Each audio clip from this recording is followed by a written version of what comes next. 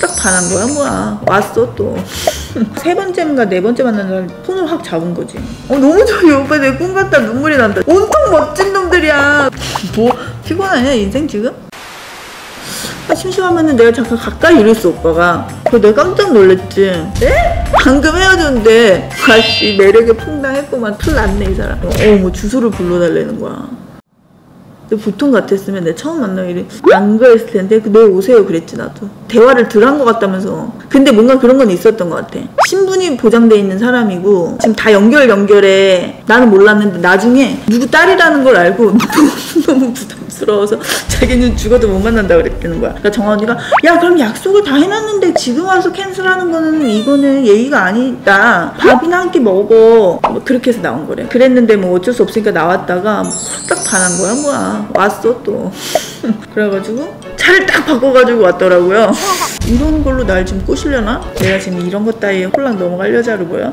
속으로 딱 이러고 탔죠. 너무 어색했지? 배가 고플 때 출출하지 않냐고. 길가에서 파는 오뎅 먹고 싶다고. 좋아하니? 해서 너무 좋아하죠. 저는 원래 너무 좋아해요. 어묵을 먹으러 가재요. 저희 고향 제천은 여기서 2시간밖에 안 걸리는데 거기 가서 엄청 맛있는 어묵이 있다는 거예요. 빨간 어묵을 먹어본 적이 있냐고. 그래서 제천을 갑니다 진짜. 그러면서 뭐 이렇게 하늘을 보라면서요. 별이 보이냐면서. 야 낭만적이었네. 노래를 불렀어야 되는데. 오빠? 그럼 바로 헤어졌어. 노래 불러주는 남자 제일 싫어해.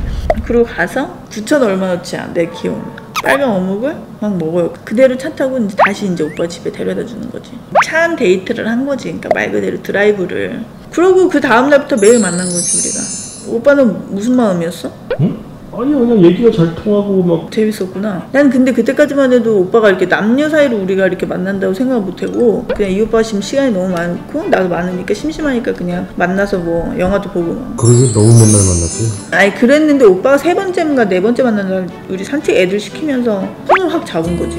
그 3번 더 되지 않아? 아니야 3번 너무 빨리 잡더라고. 그때 알았지. 진짜 한순간에 딱 그렇게 돼버렸어. 되게 신기했지. 그렇게 만났다 다시 만나가지고 결혼을 한 게 되게 신기하지. 아무 감정 없이 그렇게 본체 만취하다 서로. 아유 말도 마 진짜. 모나코 가네만에 영화를 찍고 아주 둘이서 울고 뭐 가네 안 가네. 갑자기 자기가 모나코에 오겠다면서 거기가 너무 좋나 보구나. 그 얘기를 계속 하는 거야. 마음에 드니? 너무 좋아요 오빠 내 꿈 같다. 눈물이 난다. 거기가 너무 마음에 드는구나 이러면서 계속 거기 멋있는 남자 있냐고 물어보고 온통 멋진 놈들이야. 난 그때는 별 생각이 없었는데 오빠랑 이렇게 오래 살아보고 오빠 성격을 이제 확실히 이제 안 후에 오빠가 모나코로 오겠다는 거는 목숨을 걸었다는 뜻이야. 모나코라면 경유도 많이 해야 되고 거기 니스에 떨어져서 모나코로 버스로 오든지 뭘 택시를 타든지 뭐 복잡해. 모나코를 한 번에 갈 수가 없거든. 그랬는데 이게 공교롭게 내가 딱 부상을 입지. 그러면서 이제 부상 치료하느라 한국으로 다시 오게 되고 갔다가 비자 받으려고 어차피 다시 들어와야 되는 상황인데 발인 퉁퉁 부어서 왔지. 오빠가 발 보고 이거 꼭 해야 되겠네 이제. 어차피 결혼하려고 약속을 했으니 잘 한번 생각해보자 다시. 이런 상황에서 지훈이가 생겼지. 어머님 때문에. 어머니가 갑자기 강릉인지 어디로 3박 4일 여행을 가시는 바람에 그러면서 우리의 가정을 이루어냅니다. 그때 나는 되게 고민을 했어. 나의 어쨌든 꿈을 이루었 모나코에 다시 가냐 결혼을 택하냐 진짜 고민을 많이 했어. 왜냐면 부상도 입었고 이게 고질병인 걸 나는 알았어. 국립 발레단 때부터 아직도 아프잖아. 그래서 너무 고민을 했어. 괜히 가서 괜히 한국무용수라고 이렇게 대표해서 됐는데 맨날 다치는 애가 되는 건 또 싫은 거예요. 막 이미 고민을 막 했는데 딱 하늘에서 정해줬구나. 긍정적으로 안 가는 거구나. 그럼 안 가야 되는 거구나. 나 오빠 진짜 열받았던 게 있어. 연애할 때 오빠는 그때 되게 드라마도 되게 잘 돼서 나가면 진짜 오빠 못 알아보는 사람 없고 되게 불편하더라고요. 유명인과의 어떤 연애? 항상 뭐 숨어서 해야 되고. 근데 저는 나 나름대로 나 윤혜진이야 나도 약간 이런 프라이드가 엄청 강한 사람인데 뭔가 나를 되게 내가 창피해 약간 이런 느낌으로 어떤 공개적인 이제 뭐 차에서 뭐 운전할 때 손을 딱 잡고 이렇게 절대 놓지 않는 손 파킹해서 문 딱 해갖고 내리는 순간 저 1m 멀리에서 인기척이 있어. 이렇게 내 손을 팍 이렇게 뿌리치는.